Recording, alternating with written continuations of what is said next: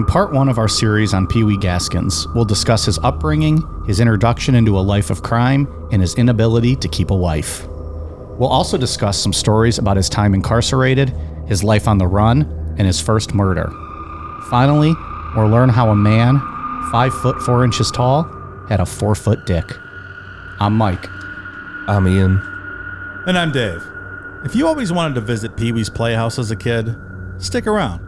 The playhouse where tonight's young Pee Wee used to hang out is not going to make you go... This is Necronomipod. Anything that any of my uncles or aunts didn't like, they would take a hedge bush switch or a pear tree sprout or an apple tree sprout. As long as it was a good switching, they'd tear my back and legs up. It'd be red stripes all over my body. Pierce did not kill Peggy Cutler. They took Junior Pierce and tried him for that and everything. He just happened to be an unlucky man. The day she left school, I was working on the ballroom. Peg was drugged and taken to a cement block house about 10 miles out the country. That house was empty. As for anyone living in here, I rented it for $10 a month. It was out in the... You know what I think we need? More alien UFO episodes. Like last week? Last week was so much fun. Was that not a good time? I had a good time. They are a lot more entertaining sometimes. It's just more relaxed and fun because, look, I know people love the serial killers. We're always going to talk about them, but, you know, talking about death is tough every week. True crime can get you down sometimes. It was just such a fun episode. Then you could debate whether or not you think it happened, if it didn't. Cool pictures that those kids drew. Yeah. It's just always, I don't know, it's always fun talking about that stuff. I agree. I really liked it. I believed it too. And we had a bunch of people that said, hey, about time, fuckos. Like, you know, when was the last UFO story we did? I don't even remember. I don't know, maybe Stan Romanek or something. I think we tend to save a lot of them for Patreon because there's like small little stories that aren't quite full enough for a Sunday show. So if you like that, there's probably more on Patreon, but I think we need to do more on for the big Sunday shows. I'm with you.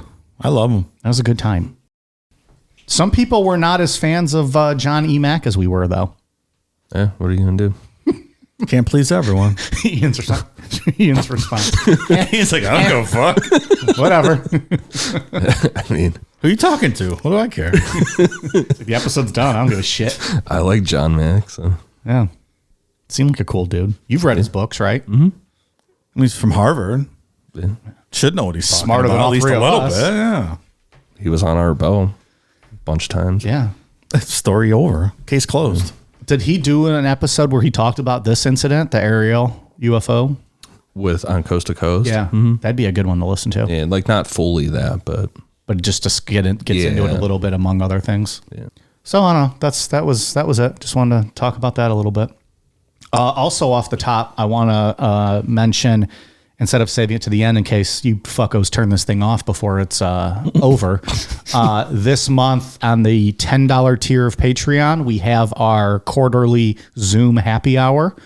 We'll hang out with listeners for a few hours, sometimes longer than a few hours, and have drinks, talk, hang out, answer questions.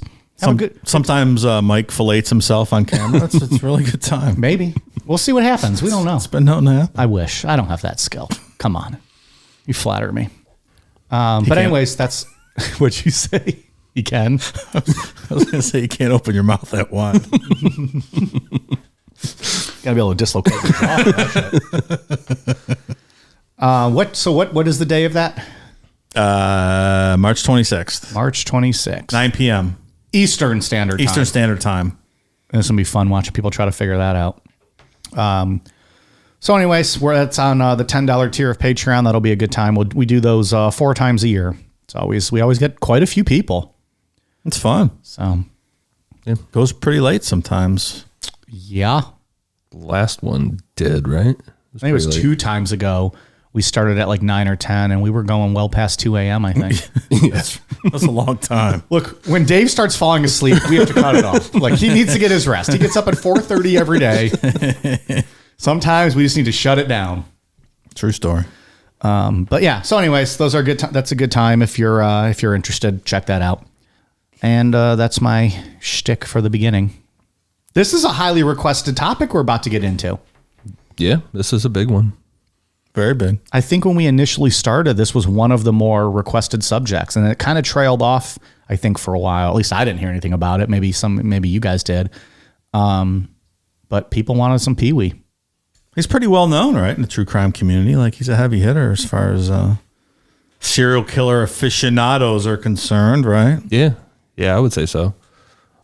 I think a lot of that, too, is the fact that he has his own autobiography, which is what we're going to be using tonight, or what I used for the outline. So does that mean you have to take everything with a grain of salt? Yes. Like Willie Picton has one, too. Mm-hmm. But I didn't use his because he tries to just say that he was innocent and everything is, his is absolutely bullshit. Pee Wee Gaskins is maybe 90%. Like there's 10% truth in his book. Okay. Do people actually know the Pee Wee Gaskins story, or is it just what he told authorities back in the day and that's what he wrote in his book? Because I know you said we're using that as the research, but there's not like an actual truth out there, is there? Or is it, just based off his word is kind of what they know, and then there's some murders that are proven, 13 or 15, somewhere in there. But he claims that he killed like 110. Okay. Which is a familiar story. I mean, it happens a lot. Right. And you're dependent on what they have to say a lot of times, right? And you have to figure out yourself whether they embellished all that stuff and try to figure out what's real and what's not. Yeah, it's just pretty rare to have a serial killer have a book that is word for word their recounting of everything. Right. I mean, we go back to Kuklinski a couple weeks ago. Like, a lot of that is the same thing, Right. Taking his word for it. I don't know how much of that was true or not. Yeah. And I think everybody knows Pee Wee Gaskins, or a lot of people that are really into true crime, because in his book, there's this one part that's probably one of the worst things that's ever been written down ever. So it's like Unit 731 tier stuff. And I think everyone's like, oh yeah, that part in the book. And that's why the alien episodes are fun sometimes. Yeah. Right. All right, let's dive in. It's me, Pee Wee. I'm looking forward to Pee Wee Herman all night. Been thinking a lot about watching that movie this week. So great. So Pee Wee Gaskins was born on March 13th, 1933 in Florence County, South Carolina, to Yulee Parrott. And his name is kind of up for debate. On his birth certificate, it says his name was Junior Parrott. But because of how small he was, everyone just called him Pee Wee. It's not clear who Pee Wee's father was, but according to Pee Wee, it was a guy from a couple towns over named Donald Gaskins. The way Pee Wee tells it is that he legit thought his name was Pee Wee until he was 13 years old and had to go to court for some trouble he got into.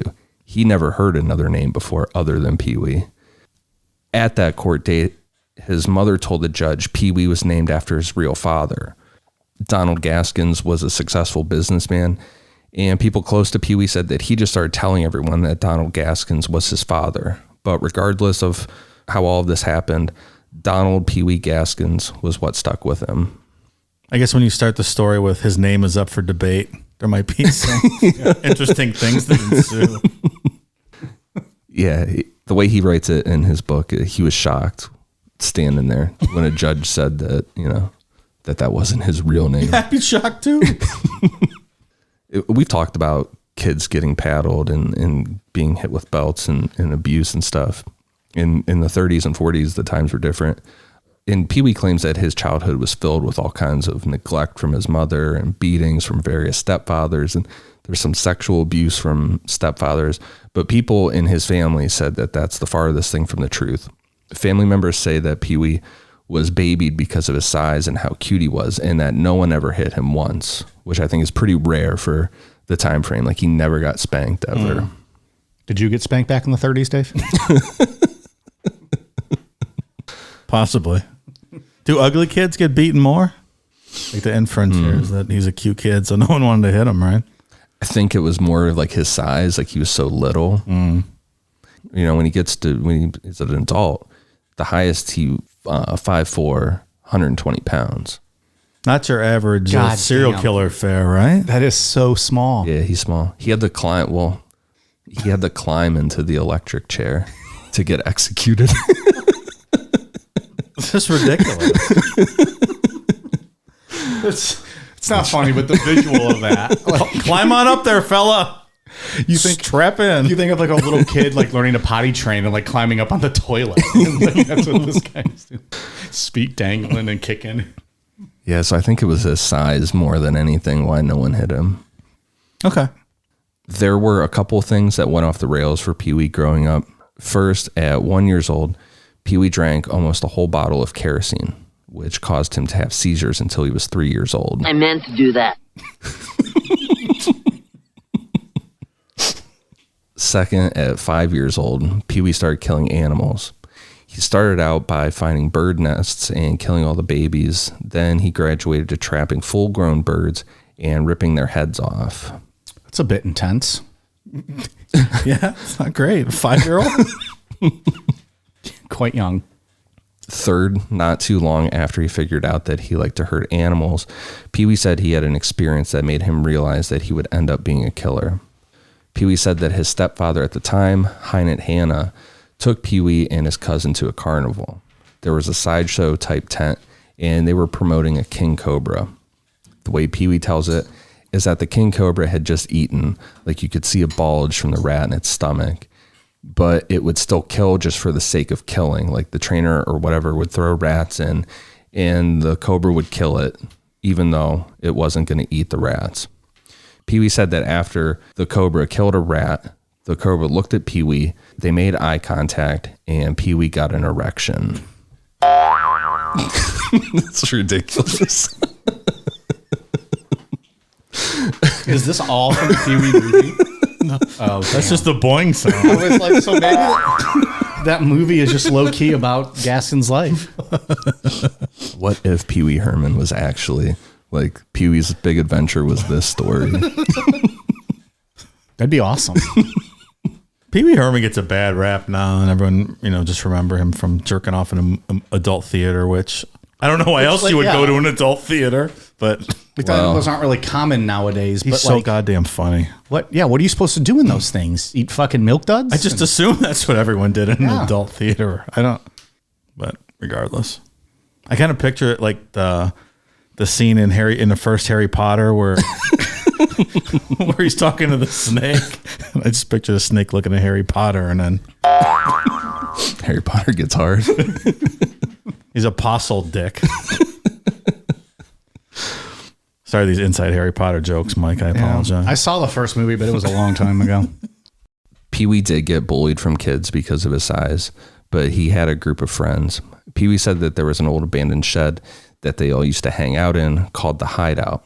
Pee Wee wrote, quote, We sat around and smoked cigarettes that we had stole and bragged about how much we knew about girls. And we watched the older boys and learned how to jerk off or cornhole or fuck a sheep or a goat or a chicken.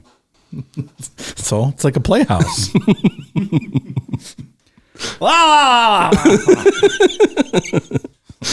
I'll be honest. I had very cautiously had to Google what a cornhole was. Like, I know what a cornhole, like it's term for like a butthole, but like, what does that mean to like do a cornhole? And I still never actually found an answer, but I didn't want to search too much. I'm assuming it means just like fucking someone in the ass. yeah. So when you cornhole someone, right? Sodomy. That's what I assumed, but I didn't know if I was missing something there. Like, I didn't know if that was another term for like a glory hole back in the day. Yeah. Yeah, his book is for real in his words. Like all the misspellings, all the bad grammar, his little slang terms for shit that no one's ever used before, all kind of stuff. All right. Well, they were cornholing each other. Is this book self-published or? There was an author that put it out, and he stopped doing interviews and stuff. I think he was kind of like blackballed a little bit for putting this shit out. In the industry? Yeah. His peers didn't Oh, that's what blackballed. Not the murders, but this. You can't Like, get sir, you can't say cornhole. you can't get the book anywhere. It's out of print. How did you find it? PDF of it. Someone scanned every page, which is pretty awesome that they did that. Wow. So if you printed that PDF, is it back in print? Maybe. Technically. Start selling bootleg copies out of your trunk at the Walmart. So we're right in the area of 12 or 13 years old. Pee Wee had dropped out of school, and all the boys in this group had dropped out at 11 years old. And when he dropped out, he started working on cars. He realized that he was really good, especially at stripping cars at 11 years old. So that's where Pee Wee was making money. Within this group of boys, there were two that Pee Wee considered close friends, Danny and Marsh, and they called themselves the Trouble Trio. They got in trouble for stuff like peeping in the public outhouses while girls were in there, and then they moved on to breaking in houses. They were stealing money to sell stuff, and then they would make their way to Charleston. The three of them went to Charleston because there was a military base there, and there were lots of sex workers. About that, Pee Wee wrote, quote, That's how we all lost our pussy fuck charity. That's how we all lost our pussy fuck cherries. But there was something about them whores that we didn't like. Again, I'm quoting him. But there was problematic. There was the way he writes. It is just dirty and vulgar. I'll start from the beginning. Mostly because I want to say pussy fuck cherries again. It's the name of my band, by the way. We're going on tour. Asking Alexandria is opening for us. That's how we all three lost our pussy fuck cherries. But there was something about them whores that we didn't like. We agreed that jerking off at the hideout was almost as good. Marsh thought the hideout was better than whores. He liked cornholing the younger boys and letting them cornhole him, and he liked to suck dicks. Danny and me didn't go for that too much. Mostly we just watched. Though, to be honest, like most teenage boys, we tried it all once or more. And because Marsh was our friend, we let him suck us off whenever he asked to. It's the kind of party where everybody gets a present. Is that what most teenage boys do? I must have missed those invites. I missed out on that as well. I'm assuming he meant the part wild. where he said we all tried it. Like they were just like, oh, if someone else was doing it, I'm going to do it. I was not around anyone that did that. I did not do that as either. Maybe the 30s were different. Clearly they were. It was a depression. Didn't have any money for anything else, right? That is the shed, right? What else are you supposed to do? Collect baseball cards? Got to spend your time somehow. You cornhole your buddies. That's what you do. Home for dinner. Not very hungry, Mom. I had a big load at lunch. I feel like I missed out on part of my teenage years now reading this. Oh, boy. It didn't take long, but eventually the Trouble Trio committed a very serious crime. The way Pee Wee tells it is that they got tired of going to Charleston for sex workers, and all that stuff at the hideout was getting old. They started wondering what it would be like to have sex with a girl that was a virgin. So Marsh came up with the idea that his 13-year-old sister would be perfect. The three of them led Marsh's sister to the hideout and raped her. Afterwards, they told her that they'd kill her if she told anyone, and they offered to give her a bunch of money. Marsh's sister quickly told her parents what happened, and instead of going to the authorities, the boys were strung upside down from a tree and whipped with a belt until they were all bloody and bruised. That's something. Ouch. Like Pee Wee couldn't walk for a couple days. Well, good for him.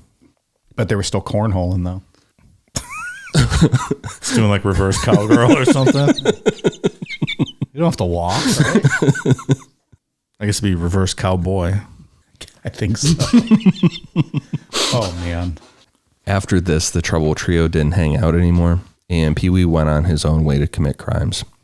He said the best time to break into a house was on Sundays during church or when a funeral in town was happening. Well, that's smart. You get robbed in the church, you get robbed at home. One Saturday in 1946, Pee Wee knew that there was a funeral going on, so he broke into a house. Only this time a teenage girl was home. She panicked and she had a hatchet nearby, but Pee Wee quickly got it off of her and hit her in the head, knocking her unconscious. This girl identified Pee Wee immediately because they lived in the same fucking town forever. You know, it's weird. I think that's going to be a theme throughout this whole episode. Yeah. This dude is not one for disguises or, you know, being cryptic about who he's killing. Like, he's just like, oh, you've known me our whole lives. I'm going to kill you now, and I'm going to fail, and then I'm going to be in trouble. So he was charged with assault with a deadly weapon. The judge found Pee Wee guilty, and he was sent to the South Carolina Industrial School for Boys until he turned 18 years old. Pee Wee said that he got his real education from his time in the reformatory school. On the first night, Pee Wee said that he was raped by 20 boys in the shower. Then he was claimed by the toughest boy in the school that everyone was afraid of, named Boss Poss. Boss Now Poss. that's just absurd. There's so many things in this sentence. 20 boys raped him in one night. Well, those boys' schools back in the 30s and 40s are brutal for this. Absolutely brutal. Charles Manson has some crazy stories about that. Carl Panzram was also sexually abused and beaten in those things. Those are I don't doubt he got the shit kicked those. out of him, but like, I don't put any of this past. I don't think that any of this is a lie. no one's fucking walking around named Boss Poss. Well, I don't know about and you're Boss thinking, Poss. And you're thinking he's a hard ass. Boss Poss. Couldn't come up with anything better. So Poss would protect Pee Wee from the other boys, and in return, Pee Wee had to do sexual acts for Poss daily. And Poss could loan Pee Wee out to the other boys in exchange for cigarettes and stuff. Get some Pall Malls for Boss Poss. After 13 months of these living conditions, Pee Wee got together with 4 boys who were getting treated the same as him, and they escaped. The 4 boys were caught pretty quick, but Pee Wee made it all the way back to his house. He was quickly turned back over to the reformatory, and his punishment was 30 lashes with a belt and 30 days of hard labor. Can you imagine they just straight out beat you in prison? And this is supposed to like rehabilitate young men, Right. young boys to go back into the world. Like your most impressionable time, like they're shaping you for manhood and just beat the fuck out of you. Carl Panzram has stories where he told stories where he would be like just chained up as a boy, like this age, chained up by his wrist and just hit with a hose. Those reformatory schools are brutal. Yeah, it's wild. But I like again too. He escapes and then just goes home, and they're like, "Hey, fuckface, you're supposed to be locked up. Like you're going back." He couldn't go back to the hideout for a little while, Right. hang out there. Go do some cornholing before you got to go back on your sabbatical from prison. Anything you can get. Holes is holes. And he said in his book too that hard labor was digging ditches in the South Carolina summer. The swamps, and it's 100 degrees, and No real breaks or anything. You're just out there digging ditches. The word swamp makes me start sweating. Like I just feel it to be so humid and wet and hot. It sounds awful. it's a place you never want to go, let alone work all day in it. Wearing probably uncomfortable clothing. They're not exactly, letting you wear leisure clothes or, being cool. Working ridiculous hours, being treated like shit. Oh, and on top of that, you got fucking 30 lashes on your back that are probably bleeding open and busted up. And you're going to get cornholed for smokes when you get back to Right. the prison for the night. I'm just going to slit my for throat. a pack of Lucky Strike or whatever else they had back then. I'll slit my throat and take my chances in heaven. Yeah. Oh, look at that crocodile going by in the swamp or alligator. Oh, I'm jumping in. That's right. Pee Wee escaped a second time, and this time he lasted out in the swamps for 6 days before he was tracked down by dogs. For this, he was given 50 lashes and 4 months of hard labor. The third time he escaped, Pee Wee fled to his aunt's house. His aunt convinced him to turn himself in and just finish out his sentence, but this time Pee Wee was punished by solitary confinement and 20 lashes from a belt every night. Every night. Did anyone fucking fire the security officers that are at the front door of this place? This guy's just walking out every fucking day. And like, hey, I'm going to escape again today. Who's watching them? Nobody. Maybe it was just a minimum security boys reformatory kind of thing. But I'm just saying, if you're going to beat the shit out of them, make them do hard labor, put them in solitary, is no one watching the front door also? Yeah. It's fucking harder to get out of a Best Buy after you make a purchase than it is to get out of this place. On the 7th night of these beatings, Pee Wee punched the guard in the face, and for this, Pee Wee was brutally beaten and shipped to the state mental facility in Columbia, South Carolina. It's been a tough couple months for our pal Pee Wee here. Yeah. That's a lot. Pee Wee did participate in a rape, but this is pretty excessive for a child. It's a lot. Yeah. How old was he at this point? Because he was supposed to be here until he turned 18. Yeah. So just between 13 and 18. yeah. Wow. Like, if this is how you're going to treat teenagers when they're incarcerated, I mean, just kill them, because they're obviously going to grow up to be bad people. Carl Panstram said, like, the boys reformatory, he said, this is where I became such a cold person. I'm sure. The history of juvenile justice is very fascinating. Even to this day, I think it's still a work in progress. The fourth time Pee Wee escaped, there happened to be a traveling carnival passing through. And by coincidence, Boss Poss worked for this carnival now. In between these escapes that Pee Wee was doing, Boss Poss was released. Poss's uncle was the guy in charge and told Pee Wee he could work for the carnival. So Pee Wee and Boss Poss made amends, and Pee Wee officially escaped from the reform school. I can't imagine a guy like Boss Poss being a carny. Carnies always seem so wholesome and not meth addicted or anything like that. That's not to imply that Boss Poss was. No, I'm just, He's running the zipper. Isn't that the name of one of those rides? The zipper? Yeah, the one One's that, like the little cages that, the death cages with one bar while it's flipping over and over again. Yeah, Pee Wee's job was building the rides and taking them down. I mean, because I really like carnival rides. Oh, we know. But then I was reading the book. I'm like, God damn, Pee Wee Gaskins could have been setting up my Ferris wheel for me. Again, putting my life in the hands of Pee Wee. Yeah. Setting up a Ferris wheel. The dude's at his heaviest 120 pounds. Like, he's not tightening things as well as other people are. And you fucking rock that shit. Not a lot of torque in those arms, right? I used to love that stuff too. Now I can't do it. I can't bring myself to do any of that. I'll kill myself on all the food that I eat when I go. Right. But, if I'm going to go out, give me that fried bologna sandwich, that foot-long chili dog, that steak sandwich. The one we went to last summer. Mm-hmm. I think it was like where that guy fucking sold you those no good tickets for the ride. Oh yeah. But I think it's the Music Express or whatever. Like the Rock Express type thing. That thing made me feel like it was going to break my fucking neck when it. You mean the thing that just goes in a very fast circle? Yeah. Sounds like when it stopped and started going backwards, it felt like it was going to break my neck. I'm like, God damn. It's just so. Oh, thanks. Ridiculous. Like all that stuff. It's just, and there's just kids barfing up cotton candy everywhere. Oh, God. While Pee Wee was working at the carnival, he fell in love with the 13-year-old daughter of one of his coworkers. About that, Pee Wee said, quote, "When I was around her, I felt like a rhino with a 4-foot hard on. I begged her to marry me." Is it fun being so beautiful? How long did it take you to think of where can I find clips? Or do you just have this movie so memorized? No, it just, Okay. takes a little effort. All right. I don't mean to pull back the curtain. Kayfabe. Read the outline, you swish it around in your head a little bit, and you think, You mean you don't read this outline 30 minutes before we start? no, I don't. Mark. Oh, just me. Okay. So this girl was named Mary, and she ended up being the first of Pee Wee's eventual 6 wives, and they got married on January 22nd, 1951.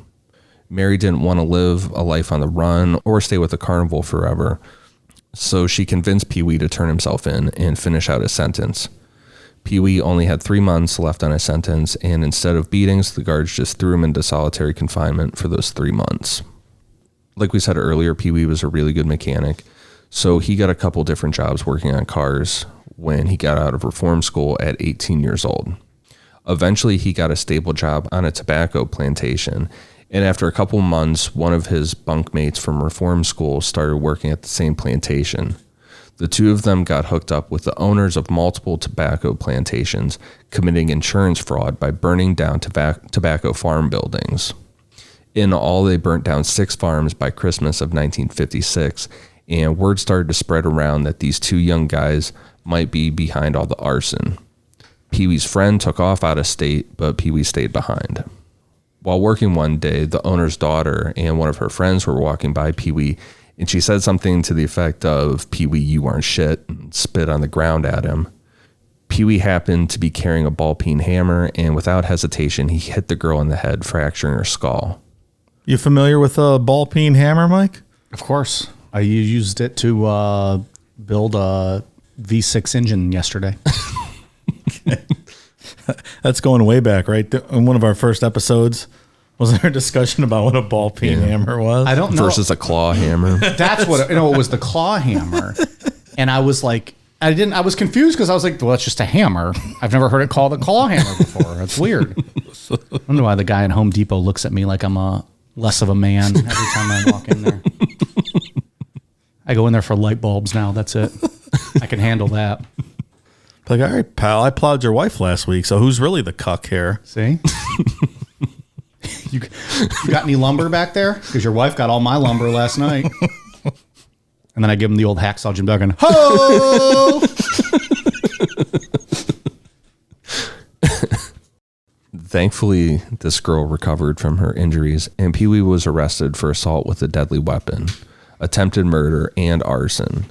The arson charges were dropped because all of that was technically a rumor, but for the other charges, Pee Wee was sentenced to 6 years in state prison. So he's a man now. He's not going to boys' school prison. He's going to real prison. Yeah. Federal pound me in the ass prison, right, Dave? I think that comes later. Yeah. But yeah. You get the gist of it. Oh, I understand. This podcast is sponsored by BetterHelp Online Therapy. Relationships can take work, especially the most important one you can have in your life, your relationship with yourself. A lot of us will drop anything to go help someone we care about. We'll go out of our way to treat other people well. But how often do we give ourselves the same treatment? Whether it be exercising, putting down your phone for a while, having a chat with a close friend, or just simply taking a nap, we need to make sure we're taking care of ourselves just as you would take care of a friend. And with that in mind, this month, BetterHelp Online Therapy wants to remind you that you matter just as much as everyone else does, and therapy is a great way to make sure you show up for yourself. Your mental health should be taken seriously. Nothing can cripple your day or stunt your motivation more than feeling depressed, anxious, or sad. We all have a lot to deal with in our daily lives, be it the struggles of work, keeping food on your table, or even paying the bills. Your mental health is one area that you shouldn't have to worry about. Whether life currently has you down or you're feeling unfulfilled, we're all experiencing our own form of strain on our mental health. And for that, BetterHelp is here for us. BetterHelp is online therapy that offers video, phone, and even live chat sessions with your therapist, so you don't have to see anyone on camera if you don't want to. It's much more affordable than in-person therapy, and you could be matched with a therapist in under 48 hours. This podcast is sponsored by BetterHelp, and Necronomipod listeners get 10% off their first month at betterhelp.com/necro. So give it a try and see why over 2 million people have used BetterHelp Online Therapy. Again, that's BetterHelp, HELP.com/necro. That's BetterHelp.com/necro. And thanks to BetterHelp for sponsoring today's podcast. When Pee Wee arrived at state prison in 1952, he found that it was a whole new world compared to the reformatory school. The biggest difference, Pee Wee said, was that there weren't bosses like Boss Poss. Pee Wee said that now there were power men, and that no one ever fucked with power men, and power men just took whatever they wanted. Pee Wee thought for sure his first night in state prison was going to end in gang rape like the reformatory school, but this time he was completely ignored. Pee Wee said that ignoring what he called new meat for the first 24 to 48 hours was a tactic used by power men to make the new meat confused and unsure of the system. Then they would be claimed, and that's exactly what happened. The next day, Pee Wee was claimed by a very large inmate that Pee Wee only knew as Arthur. For the next 6 months, Pee Wee shared a cell with Arthur, and it was brutal. The rape and gang rapes that Pee Wee details in the book are so graphic, it's really tough to read. Oh, I hope that that's part of the stuff. Some of that is what he's lying about. Like there's murders that he commits that I hope he's lying about or exaggerating. And this is a solid chunk of the book that I hope is an exaggeration because it's brutal. I'm glad we're leaving it out. Yeah, we're not reading that. There's no point to that. Yeah. After 6 months of living this life, Pee Wee figured that, I'm going to die if I can't get away from Arthur. So Pee Wee decided that he needed to become a power man. Pee Wee went for the biggest and meanest inmate in the prison, a convicted murderer named Hazel Brazel. Hazel Brazel and Boss Poss in the same story? There seems to be a trend in this autobiography. Hazel Brazel existed, though, for real. Really? I like to think it's actually Hazel Brazel, but Hazel Brazel. Who's the baddest man here? It's me, Hazel Brazel. Get the fuck out of here, Mary Poppins. I'll beat your ass. So Pee Wee, Boss Poss, Hazel Brazel. Yep. Okay. Brazel hated his first name so much that he had an extra murder sentence thrown on his existing one because he killed a guy for calling him Hazel. What are they supposed to call him? Just call him Brazel. Okay. Brazel had guards stationed outside his cell. Like, no one was going to get close to Brazel to do anything. So Pee Wee had to come up with a plan. Pee Wee worked in the kitchen, so he started stealing extra food and would hang out around Brazel's cell block, selling food to other inmates. Eventually, word of this got to Brazel, and Pee Wee started bringing him stolen food directly to his cell. After 5 weeks of doing this, Pee Wee showed up on a day that there was only one guard outside Brazel's cell. And when I say guard, I'm talking like other inmates that are part of Brazel's. Yeah, I assume need a prison guard. Yeah, he's got other inmates acting as guards. According to Pee Wee, the guard told Brazel that Pee Wee was outside, to which Brazel said, quote, "Let the little pissant in." When Pee Wee got inside, Brazel was taking a shit, and using a stolen knife from the kitchen, Pee Wee slit Brazel's throat, killing him. Like he says in the book, he stuck it right in the side of his neck and just pulled it. Ugh. Pee Wee then went to the guard outside and said something to the effect of, "I just killed Brazel. Get the fuck out of here before I kill you too." 5'4", 120 pounds. And it's wild to think about him killing the biggest, baddest dude in there. Is it, can you corroborate this story is accurate? He did murder Hazel Brazel. Yeah. So it's not just being made. It's not just made up. The name might be made up. It's not funny, but Ian just had to look at you, dead serious and go, he did kill Hazel Brazel.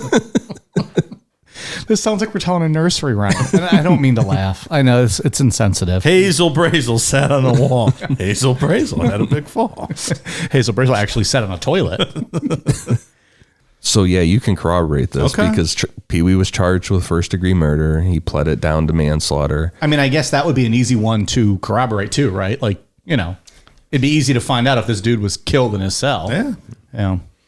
And sounds like he was. It's not some random body. He said, it's buried out in the woods. Sure. The sentence for manslaughter that he got ran concurrent with his existing sentence, so nothing really changed as far as the amount of time Pee Wee would be in prison. The only real punishment Pee Wee got was 6 months in solitary confinement, but when he got out, he was now a power man, and the nickname Pee Wee was now known throughout that prison system as someone to not be fucked with. I'm pretty certain that if I got sent to the big house, I would end up being a power bottom and not a power man. No, I would not be a power man.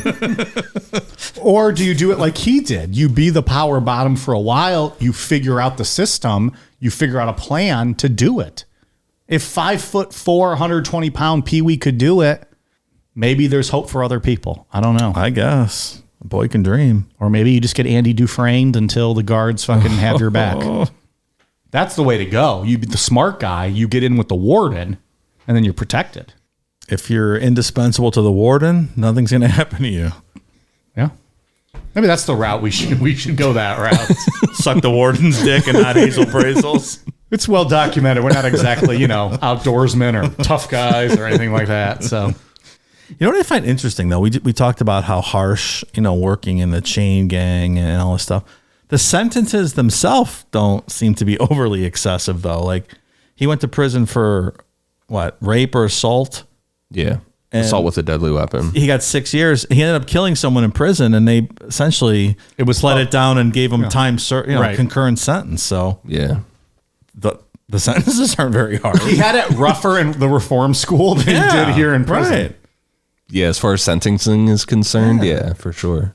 It's like the length of time isn't excessive, but what they do to you while you're there might be, which is interesting. It's also what the guards and everything just turn a blind eye to and don't stop from happening, you know.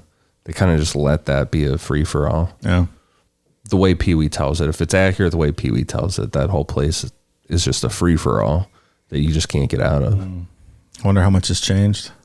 Over the next couple years, things were a breeze for Pee Wee because he was now a power man. No one bothered him. Until 1955, when he was served papers that his first wife, Mary, was filing for divorce. Pee Wee was heartbroken, and he decided that he needed to get out of prison early and prove his love to her.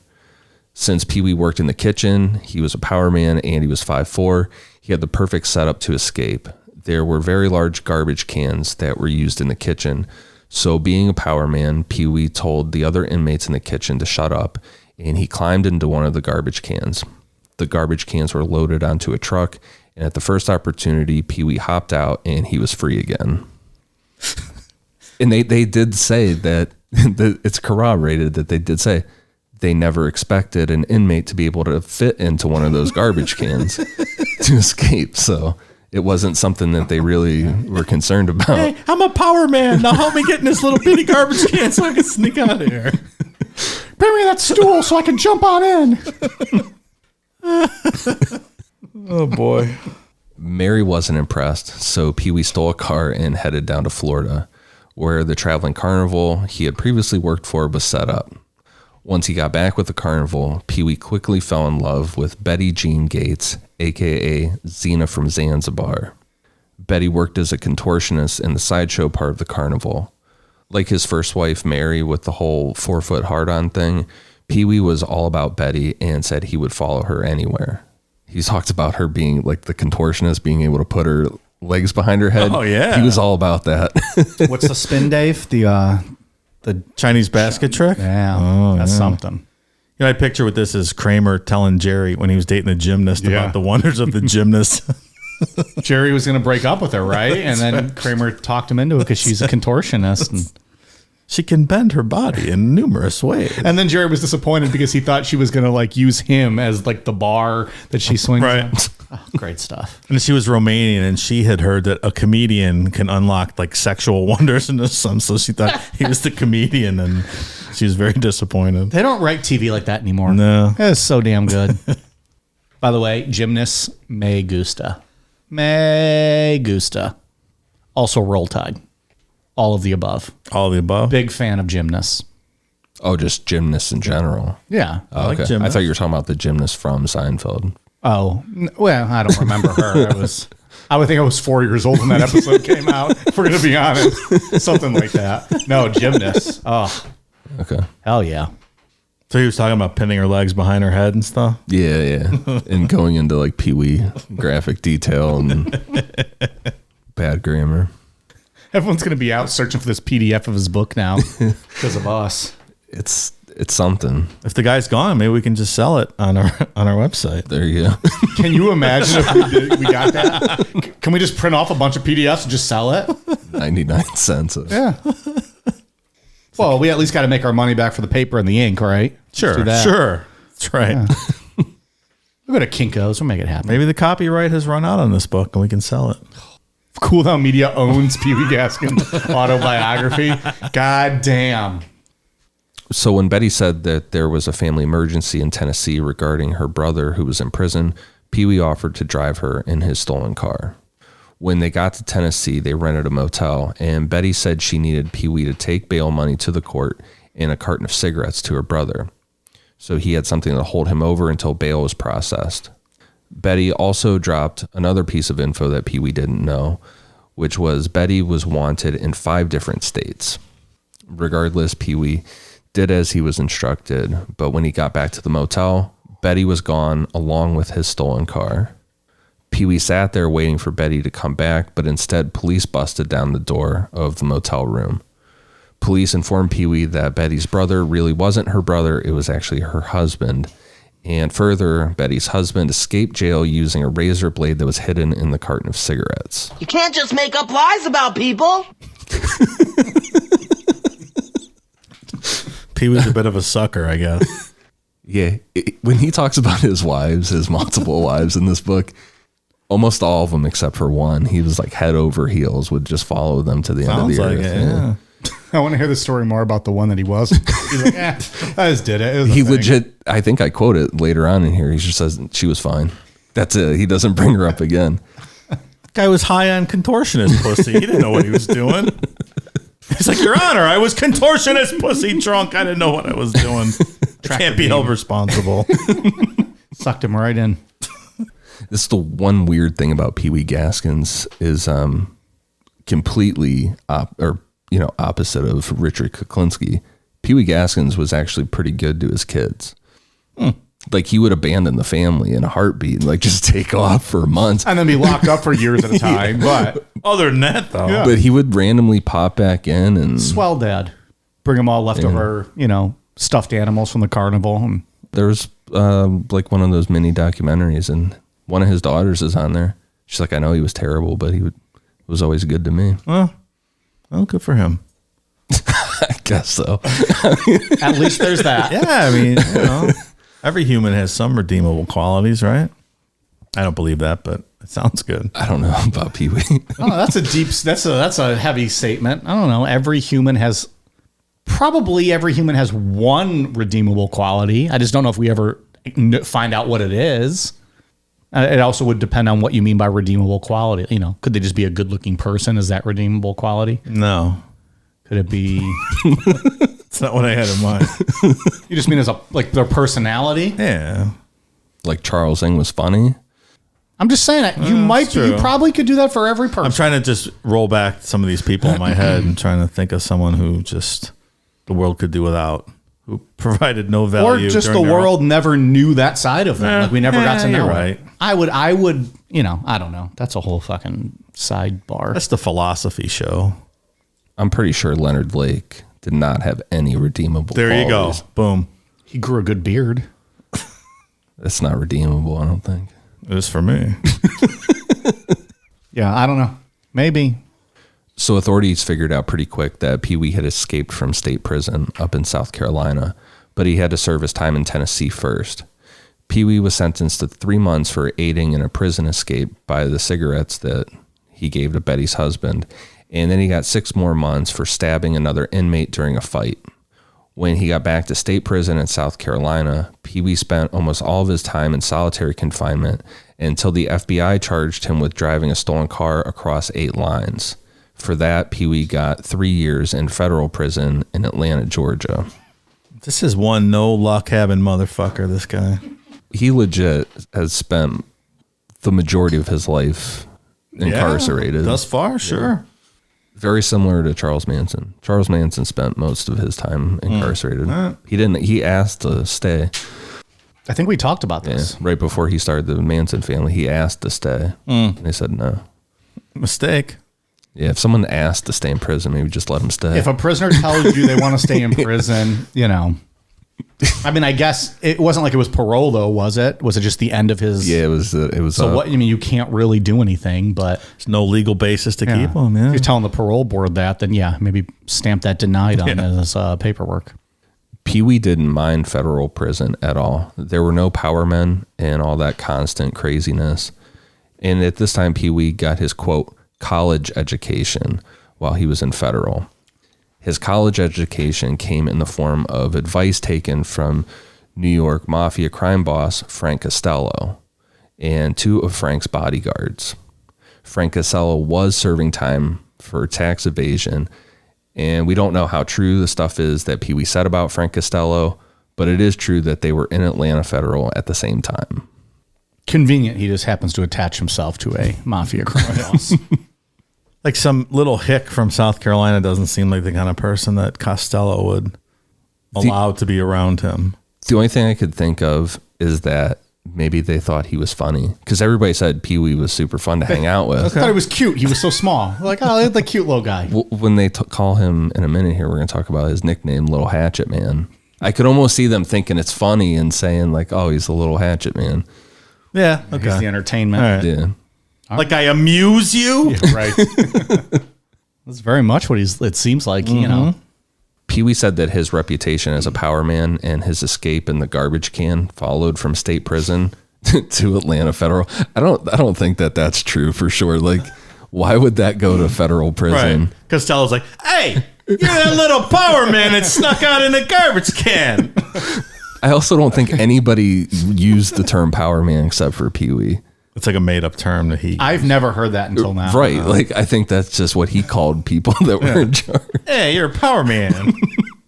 It's just this seems like just an ego inflation. Yeah. With all this. You know, maybe one time he passed Frank Costello in the hallway and he's like, yeah, we're cool. Eventually, Pee Wee said that he was summoned by Frank Costello, where Frank nicknamed Pee Wee Little Hatchet Man based on Pee Wee hitting that girl in the head with a hatchet years ago. That's the only thing that could make this believable to me, is that if Pee Wee was talking about this, you know, running his mouth, and they thought he was funny and said, oh, he's that little hatchet man. Right. And then they just kept bringing him around to fucking Tell laugh at stories him. and laugh, Right. yeah. Tell us about when you cornholed that sheep, little hatchet man. Was it at this meeting with Frank Costello where they decided they were going to make him a made man? Pee Wee really looked up to Frank Costello, and in his book, he called Frank and his two bodyguards the three wise men. Pee Wee said that when he listened to their advice, things ran real smooth. If he deviated from their advice, that's when he found himself in all kinds of shit. Pee Wee also said that Frank Costello offered him a job as kind of like a muscle guy if Pee Wee ever decided to chill out a bit, but Pee Wee never took Frank up on the offer. Yeah, that sounds accurate. That did not happen. He'd fit in well in New York. Sure. Muscle guy. Hey, you better pay up here. I'm going to break your kneecaps while I'm down here. Problem is then he would, and then he'd kill you. But you look at him and, you know, Right. he's not exactly the toughest little looking human being. The rest of Pee Wee's time in prison was pretty calm, and because of his good behavior, Pee Wee was paroled in August of 1961. He returned to Florence, South Carolina, and briefly lived with his mother and his stepfather. Pee Wee got a job working at a tobacco plantation, and things were going pretty good, until Pee Wee threatened his stepfather with a pitchfork, saying, quote, I told him I'd stick the pitchfork through his guts and out his ass. From there, he moved in with one of his cousins and went back to stripping cars, breaking into houses, and hitting up bars looking for sex workers. Pee Wee was pretty optimistic about the future and his life at this part of the book. Like he was looking forward to stuff. Yeah. This was going to be a motivational book by the end of it. And about this positive time, looking forward to things, Pee Wee said, quote, Whenever I felt the need for a new piece of ass, strange stuff, it was called then, there was always plenty to be found hanging around the honky tonks. Women had got lots freer with their pussy than I had remembered them being. I heard it was being off that new pill that made them not have to be afraid of getting knocked up every time they fucked. Again, I'm reading this as he wrote it, so bear with me. In prison, I had to settle most of the time for just meat. So I was of a mind to try a sniff and taste and feel of every woman I met. My favoritist kind was still honky-tonk women, except now lots of the tonks was called clubs. That was just another one of the things I had to adjust to being different from what they had been before 64 when I was sent off to prison.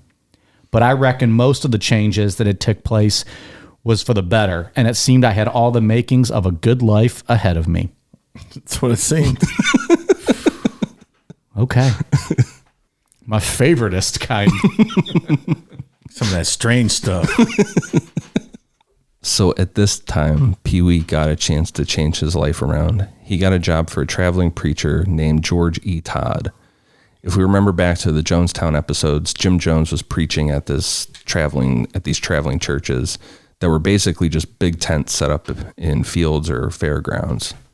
Since Pee Wee had the experience of setting up carnival rides and tents for that, he got the job no problem. Pee Wee makes sure to point out multiple times in the book that George Todd was a good man and never used donations to do anything other than make his sermons better or travel, which Pee Wee says is why George Todd was never really successful, because George was too honest of a preacher. I'll buy that logic. Yeah. Pee Wee lasted almost a full year playing it straight, but in 1962, he started to break into people's houses while they were attending the traveling church services. And then he met his third wife, 17-year-old Jerry Dolores. We brought up earlier that there was one wife that Pee Wee wasn't into. All he wrote about Jerry in his book was, quote, "She was fine." It's just fine. Yeah, that's it. Yeah. Jerry lived in Florence County, so Pee Wee was back around his mother and his stepfather. One day, Pee Wee's mother and Jerry were out shopping, and Pee Wee broke in the house next door to him and raped a 12-year-old girl that was home alone. Pee Wee was quickly arrested for this, and his arraignment date was set. Because it was the fucking next door neighbor. Yeah, I mean... And the poor girl is like, yeah, I know exactly who that is. He lives next door. Yeah. Also, he's the only man I know that's that small. When it came time for Pee Wee to be arraigned, he noticed that one of the courtroom windows were open. Pee Wee did like a straight up Darby Allin cough and drop out the window. He wrote in his book that there was these really big bushes outside the window, and he figured that he was small enough that the bushes would break his fall. So Pee Wee jumped, saying, quote, "I aimed my back and my ass at the bushes." He didn't get hurt, and from there he stole a car and headed to Greensboro, North Carolina. So a Darby Allin coffin drop is essentially like a trust fall. Like, you cross your arms over your chest, except you lunge backwards. Like you don't just fall, you lunge yourself backwards. So, and that's basically what he described doing. It like just aimed himself for bushes. Right into the bushes. Oh my God. Our friend Ted Bundy did the same thing in court. Yeah. I think we covered that in our exhaustive 1-part expose on Bundy, available on Patreon. Yeah, I think I remember that. Ish. It's one of our better episodes, right? We covered everything about Bundy. Hell of a way to go. Get out of it. But yeah, patreon.com/Necronomipod for that Ted Bundy episode. I think we released it April 1st of last year. 2021. Yeah, if you're looking back in the archives. Almost a full year. Yeah. Almost. Coming up on the 1-year anniversary. When he was in Greensboro, Pee Wee married his fourth wife, but abandoned her after 3 months. At this point in his book, Pee Wee talks a bit more about the dynamic with his wives, saying, quote, "It weren't that I stopped loving her. It were the edginess and bothersomeness stirring around inside me. I got so edgy and mad at the world, I just had to get away, but I truly loved them all." A lot of these, too, he wasn't actually getting divorced, like legally divorced. He would just marry someone else and then dip out for a while. That does not surprise me at all, no. It's probably not a lot of legality to a lot of these marriages. No. Yeah. Look, if they weren't given the 4 foot, sometimes you got to go, right? Some ladies, when they get that 4 foot, they just get so attached that they're like, marry me right now. Right. I want this. I'm claiming this as mine. He was not a man to be claimed. Clearly not. That quote's the first time that he uses bothersomeness. He uses that word a lot in the book. That's really? The bothersomeness is when he's getting the urge to kill. We're going to talk about the bothersomeness a lot in part 2. Good to know. Good to know. After he abandoned his fourth wife, Pee Wee reunited with his third wife, Jerry Dolores, in Georgia. From there, the two of them started driving down to Florida. Along the way, they got pulled over, and because he was a fugitive, Pee Wee took off through some swamps, ditching the car and Jerry. See ya.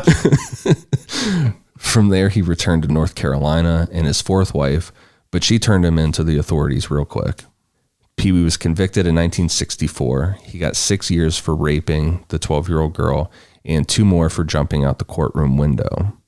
The state pen in Columbia, South Carolina had been renamed the Central Correctional Institute, but nothing else about the place changed. According to Pee Wee, he rolled back in with his same reputation as a power man, and everything for these years was smooth. It's me, Pee Wee. I'm back. I'm still a power man. Like, why would everybody remember him? Right. You know, that's so stupid. There's that short 5'4" power man. He's back. Don't fuck with him. Everybody, watch out! Clench your buttholes. Pee Wee's back. He was paroled in November 1968 on the condition that he stay out of Florence County for 2 years. He was specifically told by the judge, like, we're sick of hearing your name in this county. If you step foot back here, you're done. God damn. About getting released this time, Pee Wee wrote, quote, "I was damn determined I never was going back to prison. which didn't meant that I wasn't. Jesus.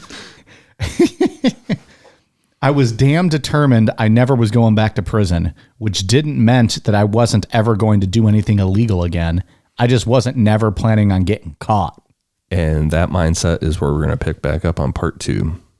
And this is weird. There's no murders in a part 1 of a serial killer episode. Well, there was fucking Hazel Brazel. Yeah, Hazel Brazel got killed. And he committed some very serious crimes, the rapes.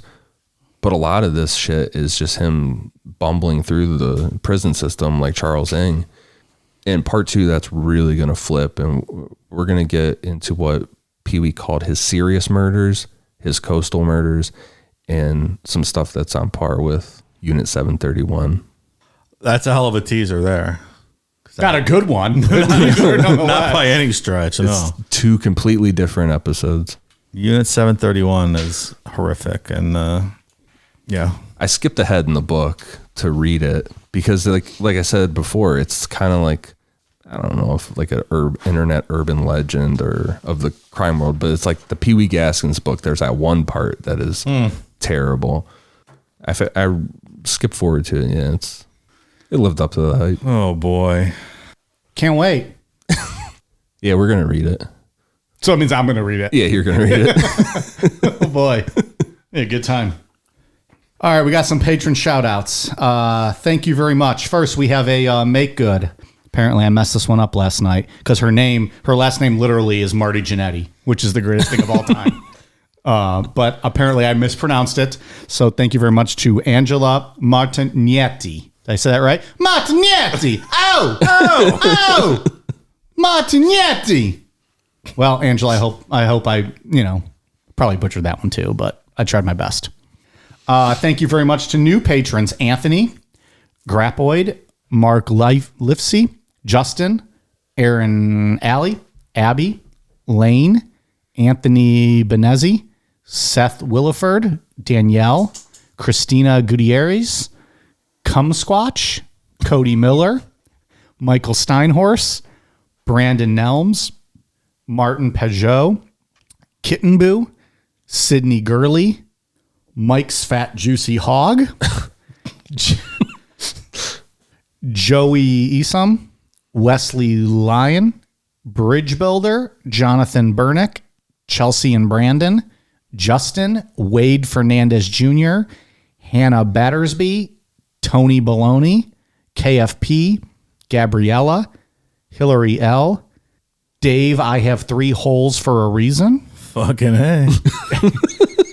Jessica Classy, Shannon Kramer, Ben's Chicken Stampede, Nikita Green, Tyler Kedley, Hannah Luft, Carol Hearn, Wesley Bacon, Clayton Wills, Hope Ramirez, Courtney McClatchlin, Candy, Leah Erickson, Jackson Lenine, Tickle the Tips of My Nips 69, Stephen Crevatis, Michaela Nelson, Reinfeld, Carissa Granzer, Patrick Bledsoe, Blake Kearney, Jessica Myers, and Anne.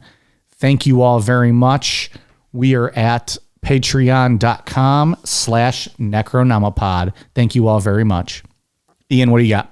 For iTunes, I've one for Hari Marissa, J Marie 0413, and IVC87. Thank you for the awesome reviews. Dave?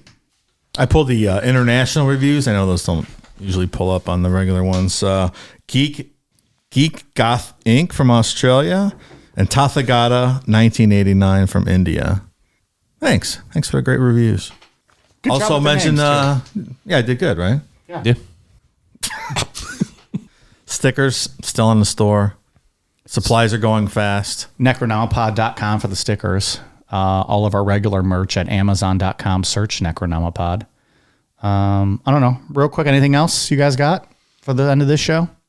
I know we kind of touched on what is to be expected next week. No, I feel like we're ramping up towards some not very nice things next week, and I'm here for it. Yeah, next week's going off. How do you follow all those ridiculous names this week, though? Boss Poss. Yeah, there's no more Hazel stuff like Brazel. No more stuff like that? No. Well, the fun is over, so to speak. Yeah, I don't suppose there's much fun next week. No. But we will be here It's our job. giving it our all That's right. because we're professional podcasters. That's what we do. Can't shy away from the heavy stuff. We bring the noise and we bring the funk. We are also at Twitter, Facebook, Instagram, YouTube at Necronomipod. We discussed earlier, patreon.com/Necronomipod and amazon.com, search Necronomipod for all of our merch. And I think that covered it all. YouTube.com. Did I say YouTube? I might have said that. Just did. Okay. That's it. All right, you guys ready for a cool down beer? Cheers.